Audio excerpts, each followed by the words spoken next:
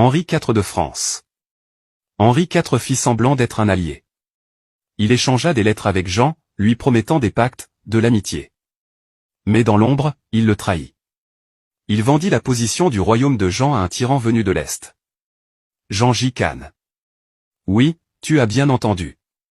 Des documents déclassifiés en 1994 prouvent que des Templiers français avaient fourni des cartes secrètes à Gengis Khan, pour attaquer ce royaume africain mystérieux qu'ils appelaient le royaume du prêtre Jean.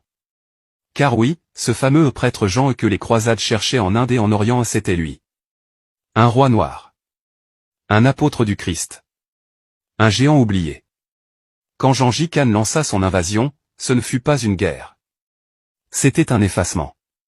Il infiltra les scribes, brûla les bibliothèques, empoisonna les puits. Jean ne combattit pas.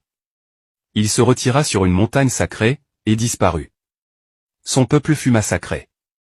Son royaume, effacé des cartes. Mais des survivants, se dispersèrent à travers l'Afrique. Et aujourd'hui encore, des Dogons, des Peuls, des Akanes, des Mandés, racontent l'histoire d'un roi venu du ciel, porteur de la parole divine. Jean n'a jamais disparu. Il est resté dans les codes. Dans les traditions. Dans les mémoires interdites. Mais l'élite mondiale ne veut pas que tu saches ça. Parce que si l'un des plus grands apôtres du Christ était roi d'Afrique, alors toute l'histoire s'effondre.